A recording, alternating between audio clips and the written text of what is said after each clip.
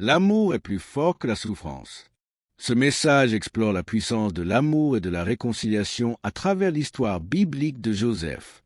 Il nous invite à réfléchir sur notre capacité à pardonner et à faire appel à nos meilleurs anges, même après avoir subi des trahisons profondes. C'est un message percutant sur la résilience, la foi et la conviction que le plan de Dieu pour nos vies l'emporte toujours sur les épreuves du passé. Je vais lire en détail le chapitre 45 du livre de la Genèse, du verset 15 au verset 28. Ce matin, j'ai une tâche à accomplir et je sollicite vos prières. C'est une parole du Seigneur qui me pèse, une parole prophétique pour quelqu'un, qui concerne la façon dont les choses vont se dérouler au cours des prochaines années de votre vie. Je voudrais que vous entendiez ce que l'Esprit du Seigneur dit à l'Église. Il est question ici de Joseph. Le texte dit « Il embrassa aussi tous ses frères en pleurant, après quoi ses frères s'entretinrent avec lui. Le bruit se répandit dans la maison de Pharaon que les frères de Joseph étaient arrivés, ce qui fut agréable à Pharaon et à ses serviteurs. Pharaon dit à Joseph, « Dis à tes frères, faites ceci, chargez vos bêtes et partez pour le pays de Canaan. Prenez votre père et vos familles, et venez auprès de moi. Je vous donnerai ce qu'il y a de meilleur au pays d'Égypte, et vous mangerez la graisse du pays. Tu as ordre de leur dire, faites ceci, prenez dans le pays d'Égypte des chars pour vos enfants et pour vos femmes, amenez votre père et venez. Ne regrettez point ce que vous laisserez, car ce qu'il y a de meilleur dans tout le pays d'Égypte sera pour vous. » Les fils d'Israël firent ainsi. Joseph leur donna des chars selon l'ordre de Pharaon, ainsi que des provisions pour la route. Il leur donna à tous des vêtements de rechange. À Benjamin, il donna 300 cycles d'argent et 5 vêtements de rechange. Il envoya à son père 10 ânes chargés de ce qu'il y avait de meilleur en Égypte, et 10 ânes chargés de blé, de pain et de vivres pour son père pendant le voyage. Puis il congédia ses frères qui partirent, en leur disant, « Ne vous querellez pas en chemin. » Ils remontèrent d'Égypte et arrivèrent dans le pays de Canaan auprès de Jacob, leur père. Ils lui dirent, « Joseph vit encore, et même c'est lui qui gouverne tout le pays d'Égypte. » Mais le cœur de Jacob resta froid parce qu'il ne les croyait pas. Ils lui rapportèrent toutes les paroles que Joseph leur avait dites. Il vit les chars que Joseph leur avait envoyés pour le transporter. C'est alors que l'esprit de Jacob, leur père, se ranima, et Israël dit, « C'est assez. Joseph, mon fils, vit encore. J'irai et je le verrai avant que je meure. » Pouvez-vous dire Amen? Reprenons le verset 15. Il embrassa aussi tous ses frères en pleurant. Après quoi, ses frères s'entretinrent avec lui. Il est étrange que l'on prêche si peu sur cette partie de la vie de Joseph, car c'est le temps de la récolte qui est dû à la fidélité qu'il a gardée durant les temps de souffrance dans sa vie. Nous prêchons davantage sur sa souffrance, son sacrifice, que sur sa récolte. Nous prêchons sur la façon dont il a été abandonné, malmené, maltraité et ostracisé.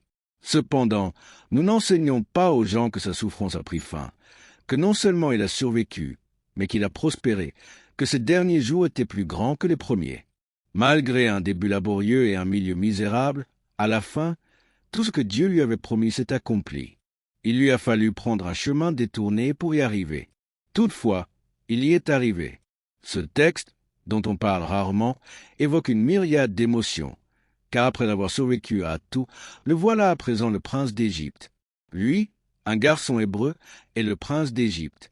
Dieu n'a pas besoin de vous élever parmi votre propre peuple. Dieu vous sortira de votre environnement, car parfois, les gens de chez vous n'apprécient tout simplement pas qui vous êtes. Dieu vous sortira de votre environnement et vous emmènera là où vos dons pourront être vus et utilisés. C'est là qu'il a élevé Joseph. Ce texte nous montre également notre Dieu qui œuvre à travers une famille dysfonctionnelle pour accomplir son propre dessein divin. La famille de Jacob était, comme les jeunes le disent, complètement cinglée. L'histoire débute par la tromperie et le complot perfide des frères de Jacob, qui ont été la cause du vieillissement prématuré de leur père et qui lui ont brisé le cœur en 1000 morceaux. Élever des enfants qui ne s'aiment pas est une chose stressante. Le récit reprend ici vers la fin, avec le genre de grâce non discriminante qui rachète les coupables et qui crée une plateforme pour que le dessein pour lequel Joseph a été choisi soit manifesté. Il explore devant nous l'ampleur et la majesté de l'homme que Joseph était. Il ne s'agissait pas seulement de son manteau, mais de son caractère. On pouvait lui prendre son manteau, mais pas son caractère. Il avait le genre de largesse, la capacité de posséder un amour assez fort pour résister aux obstacles de son temps. C'est difficile d'être comme cela. Vous ne vous levez pas un jour en disant « Oui, je suis comme ça », à moins que vous ayez été testé de la sorte.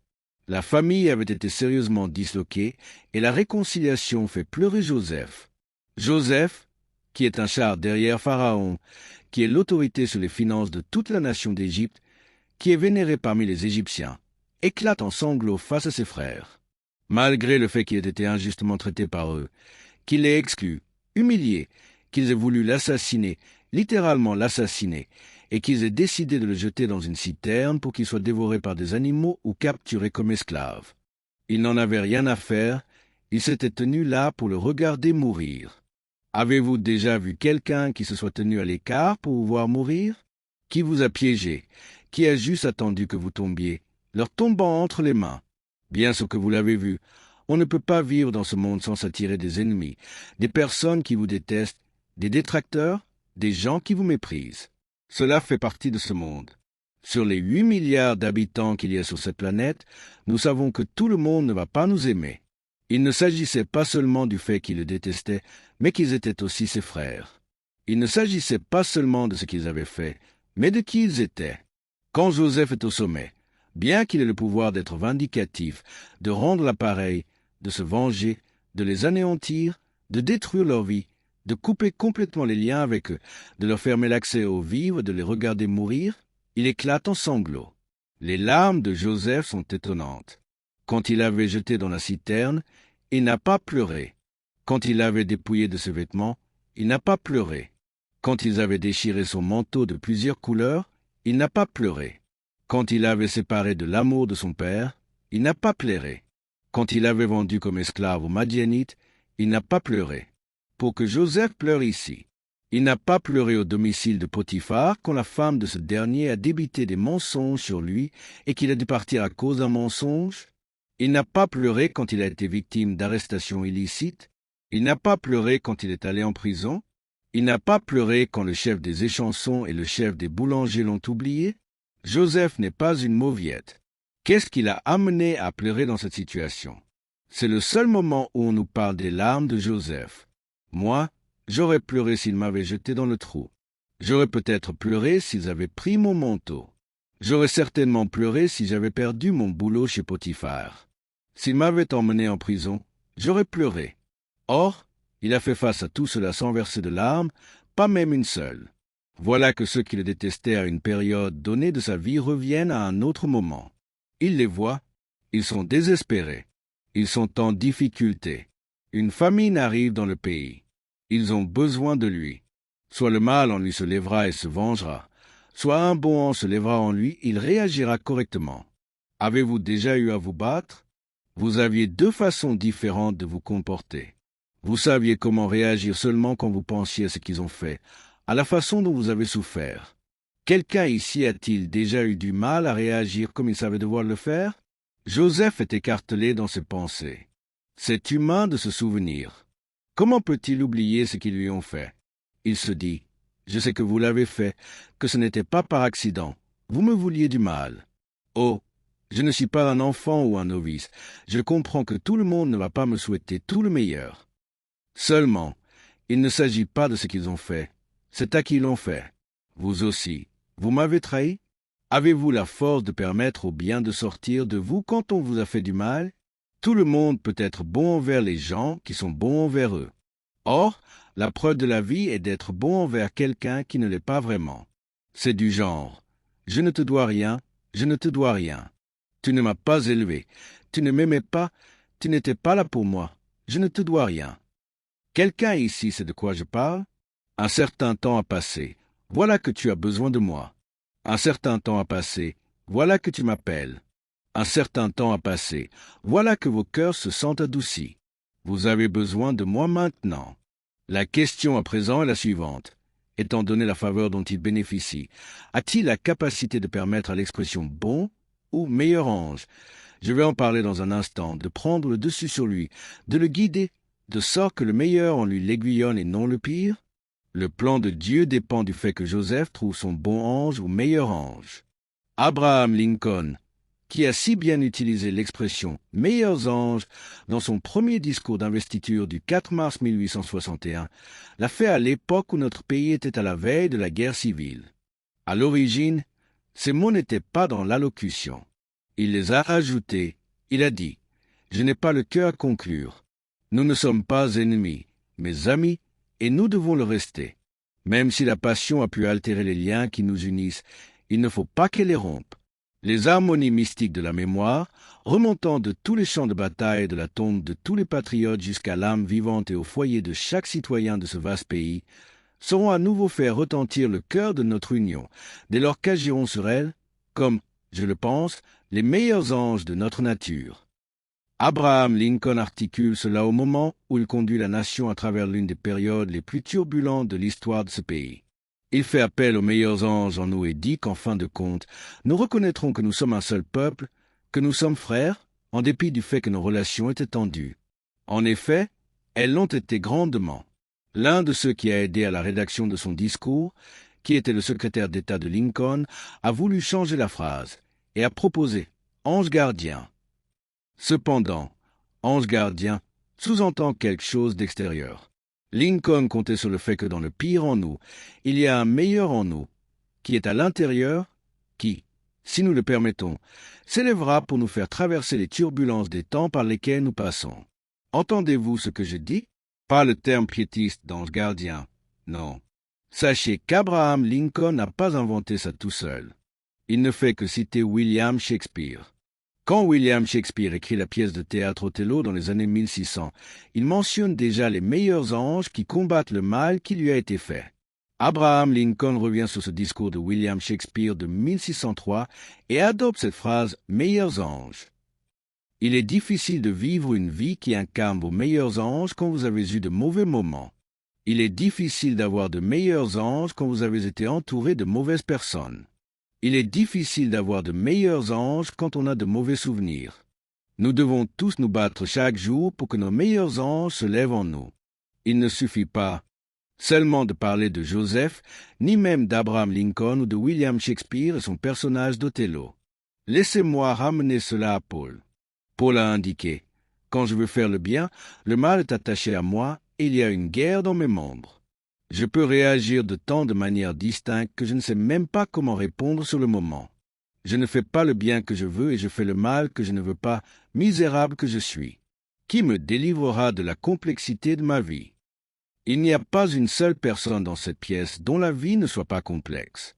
Nous sourions aux gens, tandis qu'en privé, nous faisons face à la complexité. Nous donnons une façade de fluidité, tandis qu'à l'intérieur, c'est compliqué.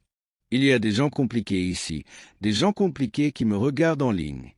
Vous avez traversé des situations compliquées.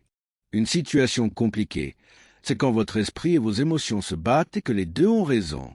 Je t'en veux, mais je t'aime. Je t'aime, mais je suis en colère contre toi. J'en ai assez de toi, mais je ne te lâcherai pas. Oui, oh mon Dieu, quand j'y pense, il y a eu des moments dans ma vie où j'ai dû lutter pour trouver mes meilleurs anges. Je me souviens qu'il y a des années de cela, je conduisais sur Capitol Street en Virginie occidentale. Un homme m'a coupé la route alors que j'étais pressé.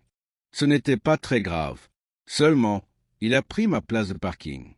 Je m'étais déjà engagé pour me garer et au moment où je faisais la manœuvre pour me mettre en place, il s'est faufilé avant moi, a pris ma place de parking et a cogné ma voiture. J'ai de se faire enfermer mes deux garçons dans la bagnole. Aujourd'hui, ils sont grands. Ils étaient petits à l'époque. Je ne voulais pas qu'ils se mêlent à la bagarre. J'ai marché jusqu'à sa vitre qui était à peine baissée et je lui ai dit « Tu cherches des problèmes en coglant mon pare-choc?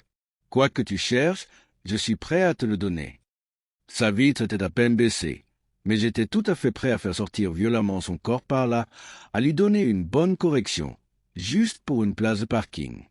Enfin, je ne parle que de moi.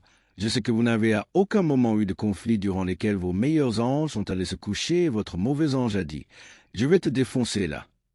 Le pire dans tout ça, c'est que je suis allé au pressing après. Au fait, il s'était finalement retiré de là. Je veux juste que vous le sachiez. Donc, je vais au pressing après pour prendre mon linge propre. Et l'une des choses qui avait été nettoyée était ma robe de pasteur. L'homme a regardé. Je l'ai également regardé et j'ai dit, « Oui, oui, c'est bien ça. » J'ai mis ma robe sur mon épaule et je suis sorti. J'étais gêné, j'avais honte, mais j'ai essayé de le cacher. Je suis monté dans la voiture. Dieu m'a dit, « Regarde-toi un peu. » À peine je tourne la tête que te voilà déjà, jeune prédicateur débutant, en train de te battre avec un inconnu pour une place de parking. Juste pour aller vite chercher ta robe pour pouvoir prêcher. Je ne suis pas le seul en conflit. Je ne suis pas le seul à être compliqué. Je ne suis pas le seul à me battre avec deux voix dissemblables. Je vous déclare que cette lutte est naturelle. Le texte que je vous ai lu a dit vrai. C'est un peu injuste, vu que je vous fais entrer dans l'histoire à la fin du film. Il s'agit d'un spoiler, car au moment où je vous fais entrer dans le film, il vous faut comprendre certaines des choses qui se passent. Les frères de Joseph ont essayé de le tuer. Ils ont essayé de le détruire. Ils ont conspiré pour l'assassiner. Ils ont fini par l'abandonner dans la citerne. Il était traumatisé, je ne sais combien de temps, nu, affamé, seul et apeuré. Le traumatisme. Bishop Vashti Mackenzie a énoncé quelque chose que j'aime beaucoup. Le tourment ne dure pas éternellement. Le traumatisme, lui, reste un bon moment. Le tourment finit. En revanche, le traumatisme est encore là. Ils se dirent l'un à l'autre, « Voici le faiseur de songes, voyons ce qui va arriver à ses rêves. » Que arrive-t-il à votre rêve quand les ennuis arrivent? Que arrive-t-il à votre rêve quand les retards arrivent? Que arrive-t-il à vos rêves quand les trahisons arrivent? Que arrive-t-il à vos rêves quand l'argent ne vient pas, quand le soutien n'est pas là, quand les gens vous sabotent? Vous voyez, l'ennemi veut tuer votre rêve. Rien de tout cela ne serait arrivé s'il n'y avait pas eu ses frères. Ils étaient à la fois ses frères et ses meurtriers. Chaque personne dans cette salle a des situations dans sa famille qui sont délicates à expliquer. Je t'aime, bien que tu m'exaspères. Viens dîner à la maison, bien que je ne puisse oublier ce que tu as dit de moi. Joseph a ses capacités à pouvoir faire face à cette situation en proportion démesurée, avec une grâce qu'il est difficile d'expliquer. C'est ici que l'on comprend que, malgré l'assaut d'émotions qui lui viennent de toutes parts, son amour est plus fort que sa mémoire. Quand je regarde ce texte, je me rends compte qu'ils sont tous dans une famine. Ses frères étaient dans une famine alimentaire, Joseph, lui, dans une famine familiale. Ils avaient faim de choses, lui avait faim d'eux. Quand j'ai compris ce qu'il avait fait pleurer, j'ai pensé que je n'avais pas réellement fait du bon boulot jusqu'ici dans mes messages. J'étais distrait par ce qu'il avait traversé.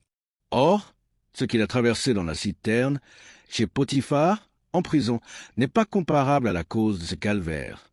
Ce n'est pas le « quoi » ou la chose que nous traversons qui nous tue. Je suis assez fort pour survivre à cela. C'est le « pourquoi ». Soudain, j'ai compris que ce n'était pas sa chute, peut-être la première, se cognant sur les pierres du fond du puits, qui fut la plus douloureuse. Ce n'était pas les lacérations sur sa peau ou les coups sur son dos, ni le fait d'être vendu pour 20 pièces d'argent qui lui ont fait mal. Ce n'était pas non plus le fait que la femme de Potiphar ait menti sur lui qui lui ait fait le plus de peine. C'était que son rêve était lié à sa famille. Comment le rêve pourrait-il se concrétiser si les gens que j'aime ne m'aiment pas? Je n'y reçois pas d'amour en retour. Je sème pourtant de l'amour, mais je n'en reçois pas. Je vais parler à des gens qui ont partiellement réussi. Vous avez réussi de ce côté-ci de votre vie. De l'autre, ça barde. Tout fonctionne de ce côté-ci de votre vie. Tout le monde vous envie. De l'autre, lorsque vous rentrez chez vous, vous faites face à quelque chose qui vous dépasse complètement. D'un côté, c'est le meilleur des moments. De l'autre, c'est le pire. D'un côté, vous êtes au top. De l'autre, il y a ce sentiment lancinant, obsédant, douloureux qui ne quitte pas votre cœur. Il ne s'en va pas.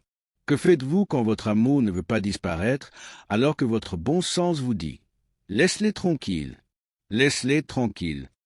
Quelqu'un ici a-t-il un amour coriace, tenace, incessant? Quelqu'un ici s'est-il déjà dit « Je ne vais rien faire, je ne vais rien dire, je ne vais pas aider, je ne vais pas ouvrir ma bouche ». Or, en le disant, vous préparez le dîner appelé « Viens manger, le dîner est prêt ». Est-ce qu'il y a quelqu'un ici qui a déjà été en colère contre lui-même pour avoir été trop gentil? Allez, avouez-le. Je ne peux pas être le seul ici à être fâché contre moi-même en me disant que je suis bête, franchement bête, que je laisse les gens me marcher sur les pieds. sans jamais véritablement percevoir que ce que je déteste chez moi est ce que Dieu aime, sans jamais véritablement comprendre que la raison de toute cette faveur de Dieu dans ma vie est cet amour coriace que j'ai. C'est douloureux d'avoir un amour coriace. C'est douloureux de continuer à aimer même lorsque je suis traité de manière injuste. Il y a juste quelque chose en vous qui ne peut pas rendre le mal pour le mal. C'est douloureux. Ça fait mal de dire pardon quand vous savez que vous n'avez rien fait de mal. Ça fait mal de garder le silence quand on sait qu'on a raison. Si je parle à quelqu'un, si vous me comprenez, faites du bruit. Je sais que tout le monde ne se reconnaîtra pas. Je sais que ce n'est pas pour tout le monde. Certains sont trop mauvais pour comprendre ce dont je parle. En revanche, il y a quelqu'un qui me regarde en ce moment, qui sait ce que c'est que de monologuer toute la nuit, de déclarer que l'on ne va pas faire une chose, de se lever le matin et de le faire quand même, pour la raison que vous avez un amour coriace. Désormais, je vois pourquoi Dieu l'a choisi. Dieu l'a choisi parce qu'il ne pouvait faire confiance à aucun des autres frères pour avoir ce genre d'amour radical qui transcende ce qu'on vous a fait. Dieu avait besoin de quelqu'un qui aime en dépit des circonstances, afin de réaliser son dessein, sa volonté. Il ne pouvait pas le faire à travers quelqu'un de vindicatif, de rancunier, d'haineux, qui ne pouvait pas trouver ses meilleurs anges. Dieu a dit, c'est un moment qui va nécessiter vos meilleurs anges. Afin d'obtenir ce que Dieu a pour vous en ce moment, il faudra que vous fassiez appel à vos meilleurs anges et que vous arrêtiez d'appeler cela de la faiblesse. À qui est-ce que je parle? Il y a 2 ou 3 choses que je veux que vous retiriez de ceci. Gérer un avantage et la faveur de Dieu. Je veux que vous saisissiez comment gérer un avantage. En effet, la façon dont vous le gérez détermine si Dieu vous fera confiance avec le pouvoir ou pas. Certaines personnes ne peuvent pas gérer le pouvoir. Elles sont si revanchardes que si par malheur elles ont le dessus, elles vont chercher la vengeance plutôt que la réconciliation. Vous avez prié pour le pouvoir. Vous avez prié pour une promotion. Seulement, Dieu ne vous fait pas confiance avec cette promotion. Votre cœur n'est pas assez grand pour avoir le pouvoir que vous demandez. Le genre de faveur que Dieu veut vous donner reviendra à quelqu'un dont le cœur est plus grand que la tête. L'amour ne faillit jamais. Deuxièmement, je voudrais que vous compreniez que l'amour n'échoue jamais. Il peut prendre un temps fou. On peut avoir l'impression qu'il a été mis KO. Il peut être ensanglanté. Il peut être meurtri. Il peut même nécessiter des points de suture. Or, quand le combat est terminé, l'amour l'emporte toujours. Votre amour peut-il survivre à une chute? Joseph a fait une chute dans une citerne. Son amour a survécu. Vous ne pouvez pas élever d'enfants si votre amour ne supporte pas la chute. Vous ne pouvez pas avoir de relation si votre amour ne supporte pas la chute. Vous ne pouvez pas diriger d'entreprise si votre amour ne supporte pas la chute. Vous ne pouvez pas avoir de rêve si votre amour ne supporte pas la chute. Avez-vous déjà rêvé que vous tombiez? Vous souvenez-vous de ce sentiment d'impuissance, de la peur que vous ressentez lorsque vous vous réveillez en raison du fait que vous êtes en train de tomber et que vous avez l'impression que tout est hors de contrôle? Il y aura des moments dans votre vie où vous aurez l'impression que tout est hors de contrôle. Joseph a traversé une longue période où tout allait de mal en pis. Néanmoins, la seule constance fut qu'il aimait encore ses frères et son père. Il est si hasardeux d'aimer certaines personnes que vous devez les aimer à distance, car qui ils sont à ce stade-ci n'est pas ce qu'ils deviendront à ce stade-là. Pour l'instant, je dois t'aimer, mais tiens-toi à 30 mètres de moi. Je t'aime, mais tiens-toi à 30 mètres de moi. Tu es un vrai cinglé, tiens-toi à 30 mètres de moi. Je sais que tu es en pleine transition, mais tiens-toi à 30 mètres de moi. Avoir la grâce de s'adapter au changement des gens. La troisième chose que je veux demander est, avez-vous la grâce de vous adapter au changement des gens? Ou êtes-vous encore en colère pour quelque chose qui date d'il y a 20 ans? Avez-vous la grâce d'accepter que je puisse ressembler à la même personne sans pour autant l'être à ce stade précis de ma vie? Tant de temps s'est écoulé qu'ils n'ont même pas reconnu Joseph. Certains d'entre vous ont gardé rancune si longtemps qu'ils ne se souviennent même plus des détails. Vous vous souvenez seulement de la colère et vous êtes toujours fâchés. Dieu veut vos meilleurs anges pour que vous marchiez dans la faveur qu'il a pour vous. Il va falloir que vos meilleurs anges se lèvent et que vous arrêtiez d'essayer d'être votre propre défense. Sachez que la colère est souvent le camouflage que l'amour porte pour ne pas être exposé. Honnêteté émotionnelle. Quatrièmement, pour que Dieu puisse s'occuper de vous, vous devez avoir une honnêteté émotionnelle, même si cela vous fait sentir vulnérable. Joseph est émotionnellement honnête, il ne peut s'empêcher de les aimer. Il ne peut pas contrôler leur comportement. Il ne peut que contrôler le sien. Bénir ceux qui ont maudit. Cinquièmement, grâce à cela, il peut bénir ceux qui l'ont maudit. Un pasteur m'a appelé l'autre jour. Il m'a relaté qu'un jeune homme quittait son église et que ce dernier lui avait annoncé qu'il prenait certains membres de l'église avec lui. Il s'est récrié. Je lui ai donné une plateforme. Il m'a trahi. En effet, en partant, il a bien pris certains de mes membres. Que dois-je faire? J'ai répondu, donne-lui une offrande d'amour. Donne-lui une offrande d'amour. Il a riposté, une offrande d'amour. Pourquoi ferais-je cela? J'ai rétorqué, tu es trop grand pour avoir des ennemis inutiles. Il aura assez à combattre sans toi. Tu n'as pas à le combattre. La vie va le faire. La vie va le changer. Ne rajoute pas ton nom sur la liste. Toi, prends la voie de la sagesse, tout comme Michelle Obama l'a déclaré. Quand il s'abaisse, on s'élève. La déchirure des deux côtés. Cette famille a été meurtrie, or elle fait partie du dessein divin de Dieu. Cette famille est importante étant donné que Dieu va l'utiliser pour fonder la nation d'Israël. Ils se sont entre-déchirés pendant des années. La chose à propos de la déchirure est que quand quelque chose est déchiré, les deux côtés sont endommagés. Je ne sais pas à qui je parle. Quand quelque chose est déchiré, les deux côtés sont endommagés. Vous rentrez chez vous en sang, vous pensez être le seul à saigner. Vous rentrez chez vous en pleurant, vous pensez être le seul à pleurer. Si c'est une déchirure, les deux côtés vont pleurer, les deux côtés vont souffrir. Ils ne vous le montreront peut-être pas, mais il n'y a pas de déchirure nette. Vous ne pouvez pas avoir un côté droit et un côté fendu. Quand quelque chose se déchire, ça l'est des deux côtés. Le manteau de Joseph lui a été arraché, ainsi que sa famille. Les deux côtés étaient remplis de douleur. Dieu s'apprêtait à faire quelque chose de si incroyable qu'il cherchait quelqu'un qui soit assez grand pour le faire. Joseph comprit une chose, que Dieu lui avait accordé sa faveur, afin qu'il soit un canal de bénédiction pour eux. Que la seule raison pour laquelle Dieu l'avait mis au pouvoir est qu'il soit utilisé pour la postérité et la continuation de l'héritage de Dieu. Êtes-vous prêt pour le changement? Dieu peut-il s'assurer que votre chair ne se mettra pas au travers de son chemin? Je parle à quelqu'un qui a parlé à Dieu de ce qu'il est sur le point de faire dans votre vie. Dieu peut-il vous faire confiance en voyant que malgré les hauteurs élevées où il vous emmène, vous arrivez à tendre la main vers le bas pour tirer quelqu'un d'autre vers le haut? Dieu peut-il vous faire confiance en voyant que lorsqu'il vous ouvre des portes, vous tendez la main pour en ouvrir une à quelqu'un? Dieu peut-il vous faire confiance? Quelque chose va se passer. Dieu ne me parlerait pas de cette manière si quelque chose n'était pas sur le point d'arriver, si quelque chose n'était pas sur le point de changer. Si Dieu n'était pas sur le point de m'élever dans une sorte d'Égypte, si une sorte de promotion n'arrivait pas dans ma vie. Dieu m'a fait passer cette épreuve pour que je sois prêt à gérer ce qu'il va faire dans ma vie par la suite. Il y a une raison pour laquelle j'écoute ce message aujourd'hui. Dieu est sur le point de me faire passer de la prison au palais. À qui est-ce que je prêche? Préparez-vous au changement. Préparez-vous à un tournant. Préparez-vous au changement. Préparez-vous à une action. Préparez-vous au changement. Quelque chose est sur le point d'arriver. Quelque chose est sur le point d'arriver. Quelque chose est sur le point d'arriver. Quelque chose est sur le point d'arriver.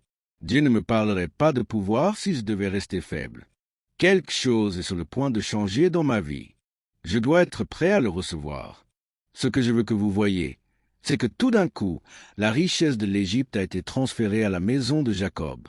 La Bible relate, Pharaon a ordonné à Joseph, donne-lui le meilleur du pays, Charles les chameaux, les ânesses, je vais lui envoyer tellement de bonnes choses, qu'avant même qu'il n'arrive à moi, le Seigneur m'a sommé de vous faire savoir que si vous avez la bonne attitude, il est sur le point de faire un changement dans votre vie, jusqu'à ce que les richesses du pécheur soient réservées pour le juste.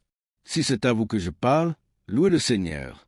Là où vous êtes, mais égal, que ce soit assis sur le canapé, assis à la table de la salle à manger, ou dans ce bâtiment, je veux juste que vous disiez, Dieu est sur le point de tout changer. Dieu est sur le point de tout changer. Il est sur le point de tout changer. Que quelqu'un crie, ça changera, ça changera, ça changera, ça changera. La pandémie n'a pas pu me le prendre. Les émeutes raciales n'ont pas pu me le prendre. Ce que Dieu a pour vous est pour vous. Je m'élève contre tout démon, tout esprit mauvais qui essaie de neutraliser votre bénédiction dans le nom de Jésus. Dieu a dit que ça changera. Cela s'accomplira. Si c'est à vous que je parle, criez à ce sujet. Si vous avez été dans une bataille, criez à ce sujet. Si vous avez passé un moment éprouvant, criez à ce sujet. Si vous pensiez que l'ennemi allait vous tuer, criez à ce sujet. Dieu ne vous a pas gardé en vie sans but. Si vous êtes encore ici, c'est parce que Dieu est sur le point de charger vos chameaux de bénédictions que l'œil n'a point vus. Dites à quelqu'un, « Mon histoire est sur le point de changer. Vous m'avez vu dans la citerne, vous m'avez vu chez Potiphar, vous m'avez vu en prison. À présent, vous êtes sur le point de me voir au palais. Ma vie entière va mieux finir qu'elle n'a commencé. Si vous avez mal débuté, donnez à Dieu un bon cri de joie. La joie de la réalisation. Les larmes de Joseph ne sont pas des larmes de chagrin, ce sont des larmes de joie. Comment le sait-on? La Bible relate qu'il les a embrassés. Une fois que vous savez que ce qu'ils ont fait ne vous a pas arrêté, une fois que vous savez que ce qu'ils ont raconté ne vous a pas tué, une fois que vous découvrez que de toute façon, Dieu vous fera parvenir à votre destination. Vous voyez, Joseph était l'enfant chéri de Jacob et Rachel. La famille était tout. Dieu a dit, « Je vais te restaurer cela. » Écoutez ceci. Jacob pensait que Joseph était mort. Il était convaincu qu'il était mort. Il a dit, « Joseph est mort et Siméon est parti. Maintenant ils veulent Benjamin. » Il s'était résigné à la mort de Joseph. Quand ses filles sont revenus avec les chameaux chargés de bénédictions, Jacob avait du mal à croire que ce qu'il avait laissé tomber pouvait encore arriver. Il retrouve alors les gens de sa jeunesse, se redresse et énonce, « Je dois aller voir mon fils Joseph, me connecter avec lui avant que je meure. » Dieu dit, « Je ne te laisserai pas quitter ce monde jusqu'à ce que tu vois ce que je t'ai promis s'accomplir dans ta vie. Je me moque de ce que le médecin a prononcé. Dieu dit, « Je te garderai en vie jusqu'à ce que je te montre que ce que tu as vu n'était pas une blague. » Cela se réalisera. Cela se réalisera. Oh oui, oui, oui, oui, oui. Oh oui, oui, oui, oui, oui. C'est pour cela que Joseph plairait. La scène que j'ai lue est celle qu'il a vue quand il était enfant. Ce qui a déclenché la querelle est qu'il avait fait un rêve dans lequel ses frères se prosternaient devant lui. Quand il est entré dans la pièce en tant que prince d'Égypte, ils se sont prosternés devant lui. Dieu dit, « Ils se sont moqués de ton rêve, mais il s'est matérialisé. Ils se sont moqués de ce que tu croyais, mais cela a eu lieu. J'ai aussi gardé ton père en vie, car il faisait partie du rêve. » Ainsi, Dieu a amené le père de Joseph ainsi que ses frères dans l'accomplissement de ce qui avait été prédestiné. Écoutez-moi bien, il y a eu des revers en nombre, maintes trahisons, des mensonges proférés, des douleurs infligées, des moments où vous étiez menottés, des moments où vous avez été mis à l'épreuve, des moments où vous étiez dans des situations dans lesquelles on vous avait enfermé, d'où vous ne pouviez pas sortir. En dépit de tout cela, ce que Dieu vous a révélé surviendra très certainement. Cela s'effectuera. Cela viendra. Cela viendra. Cela viendra. Cela viendra. Cela viendra.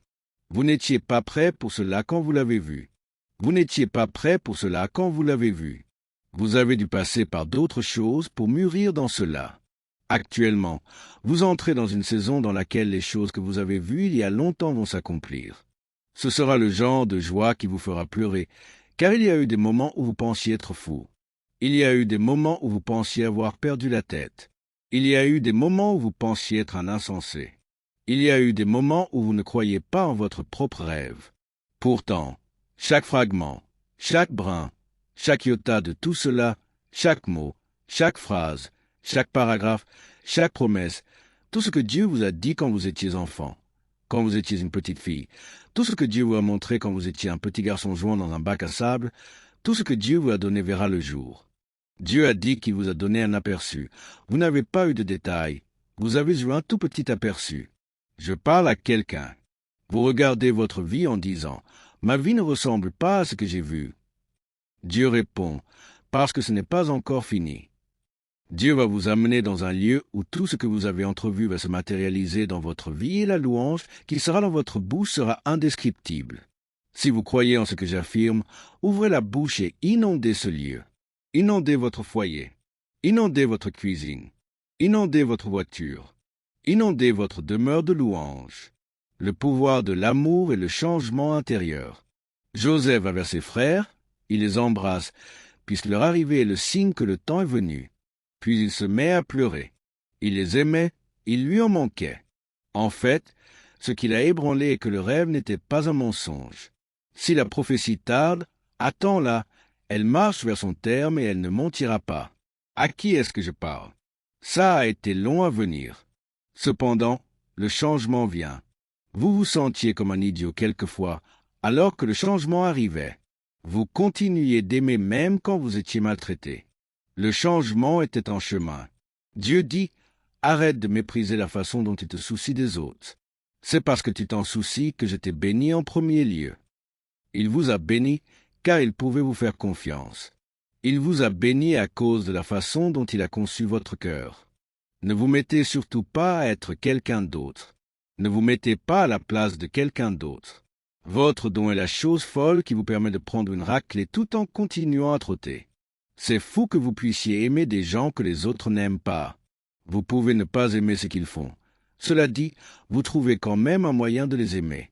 C'est grâce à cela que Dieu vous a mis dans une position d'autorité pour apporter un changement dans la vie des gens qui, selon vous-même, ne le méritent même pas. Dieu va vous utiliser. Levez les mains dans un abandon total, comme si vous étiez en état d'arrestation. Déclarez, « Seigneur, je m'abandonne à ta volonté providentielle, à ton dessein pour ma vie. Tu m'as créé pour une raison. Je ne peux pas être quelqu'un d'autre, je dois être moi. Si je reste moi, Dieu va me bénir. » Levez vos mains, ouvrez votre bouche. Remerciez Dieu d'avoir œuvré dans votre vie. Toute chose concourt au bien de ceux qui aiment Dieu. C'est à vous qu'il parle. Il vous parle en ce moment même. Inclinez vos têtes avec moi. Ne laissez pas une once d'amertume. Ne laissez pas une once d'amertume détruire la parole du Seigneur qui a été prononcée sur vous. Pas une once de haine ou de colère. Débarrassez-vous de votre mentalité de victime. Il va falloir abandonner tout cela pour arriver là-bas. Tout va se mettre en place. Il déplace certaines choses. Il vous déplace d'un endroit à l'autre pour un temps comme celui-ci, pour que ce qu'il a annoncé il y a longtemps s'accomplisse. Un héritage de faveur. La parole de Dieu est vraie. Votre joie sera si grande que vos visages seront inondés de larmes. Merci, Seigneur. Tu ne m'as pas laissé vivre ni mourir sans que j'obtienne ce dont j'avais besoin. Tu as dû déplacer certaines choses, mais tu m'as placé dans un endroit où je peux recevoir. Je ne laisserai pas le diable me piéger à être moins que le meilleur de moi. Seigneur, pendant que d'autres demandent « Rends-moi plus grand », notre prière « Rends-moi meilleur ». Pendant que d'autres cherchent un statut, une plateforme, nous te demandons simplement de faire de nous des personnes meilleures. Nous saisissons enfin que si tu peux nous faire confiance, c'est là que tu nous bénis. Je préfère la faveur divine, une faveur si forte qu'elle se transmet de génération en génération. Je prie pour le genre de faveur qui se reproduit sur notre progéniture et leur progéniture et la progéniture de leur progéniture. Les changements que nous faisons aujourd'hui changeront la trajectoire des générations à venir. Des générations à venir seront changées à cause des ajustements que nous faisons en ce moment. Les ajustements que nous faisons actuellement vont affecter nos petits-enfants et nos arrière-petits-enfants, pour la raison que quelque chose a changé dans mon âme. Je ne serai plus le même au nom de Jésus.